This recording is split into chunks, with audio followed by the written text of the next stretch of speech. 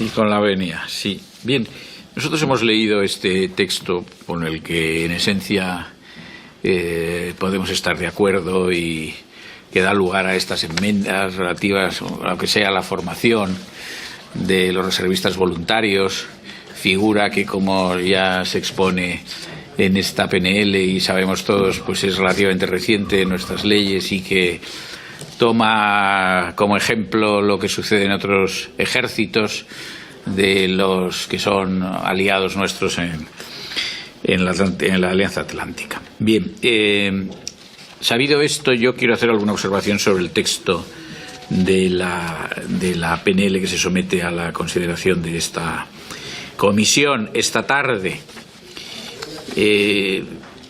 Hay una página de la PNL en la que se dice que es de importancia vital disponer en nuestro país de fuerzas de reserva capaces de apoyar y respaldar en sus áreas a nuestras fuerzas armadas, a los efectivos regulares, etcétera. Dice, entre otras cosas, dice, por la desaparición del servicio militar obligatorio.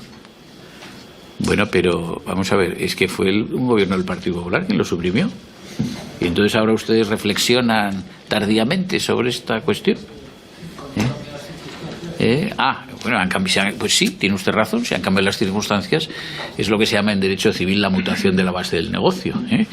Podría ser, pero yo le recuerdo a ustedes que a lo mejor si hubieran hecho alguna lectura clásica en aquel momento, incluido el ministro Federico Trillo Figueroa, al que conozco exactamente el año 1977, no era entonces todavía, yo creo que era ya miembro del Cuerpo Jurídico Militar, todavía no le he dado el Consejo de Estado. Bueno, vamos a ver, en su obra Grandeza y decadencia de los romanos, Montesquieu dice, autor que les gusta a ustedes citar siempre porque es como algo, en fin, en el altar liberal, es un autor imprescindible y los socialistas no saben muy bien si es un autor despreciable o, por otra parte, que merezca la loa según el día, claro, y según lo que haga el presidente del gobierno. Que uno de los signos de decadencia de la civilización, de cualquier civilización, es que no haya servicio militar obligatorio.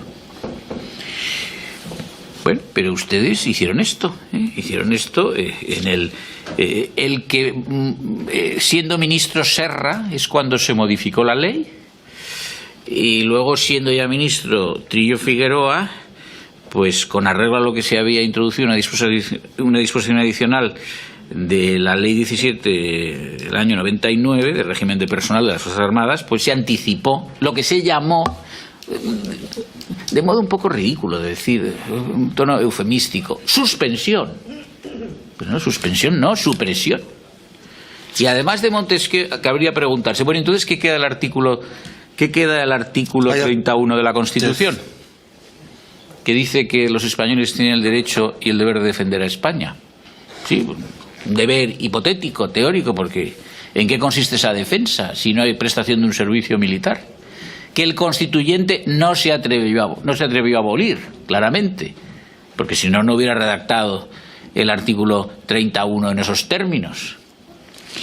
Bueno, entonces, simplemente he querido hacer esta observación para poner de manifiesto que el PP presenta una iniciativa que creo que merece nuestra aprobación, pero que, por sus propias palabras, suscita, en cierto modo, una apelación a una reflexión de algo, no digo que fuera un error, digo que es algo por considerar. Bueno, pues hasta aquí podríamos llegar. Hasta aquí podríamos llegar. Ustedes nuevamente proyectan esa sombra siniestra de la memoria democrática o memoria histórica, en este caso, sobre la institución castrense, sobre el ejército y en el tiempo de la transición.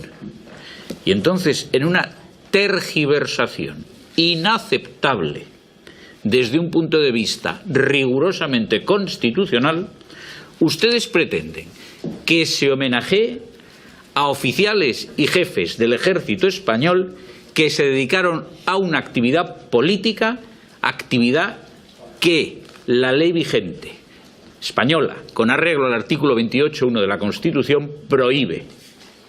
Y esta retroacción en orden a levantar prohibiciones de las que ustedes se ufanan a día de hoy, ¿a qué se debe? ¿Lo pueden ustedes explicar? Sí. Esto es una desfachatez. Se debe a que ustedes nuevamente quieren imponernos la memoria esta hemipléjica, y ustedes lo que no ponderan, que es lo que deberían ponderar, es el comportamiento del ejército durante la transición,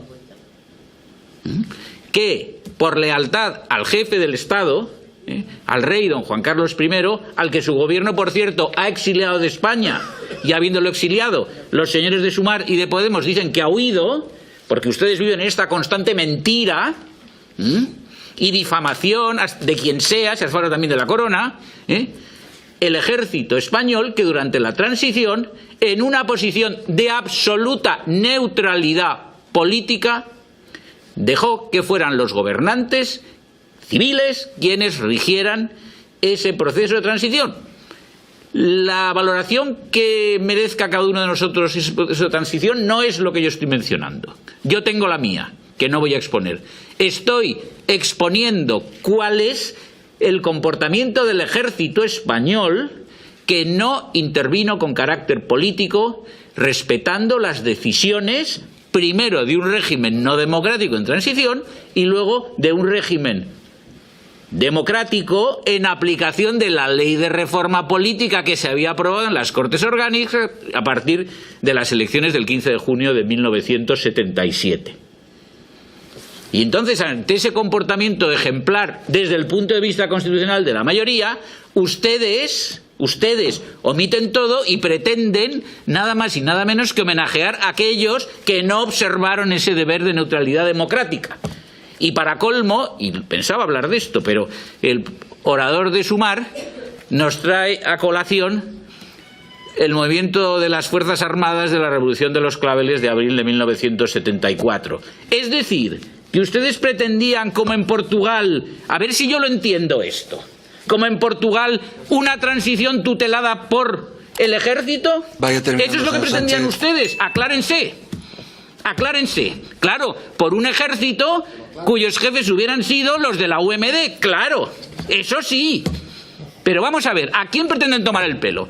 En Portugal, la Revolución de los Claveles, para su conocimiento, el de ustedes también, que no tienen ni idea de esto y no deberían hablar de lo que no saben. Vaya terminando, señor Sánchez. En Portugal, el primer presidente resultante de la transición fue el general Antonio de Espínola, que duró unos meses y luego trató de dar 2 golpes de Estado.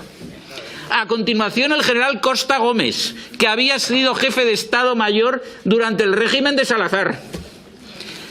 Primeros ministros, el señor Vasco Gonçalves, coronel del ejército portugués, comunista. Señor Sánchez, ministro de Asuntos Exteriores, el mayor Melo Antúnez, socialista. Y los siguientes primeros ministros y presidentes de la República, también militares. ¿Eso es lo que querían? Pues haberlo dicho antes y lo habremos entendido mejor. Ha acabado el uso de la palabra.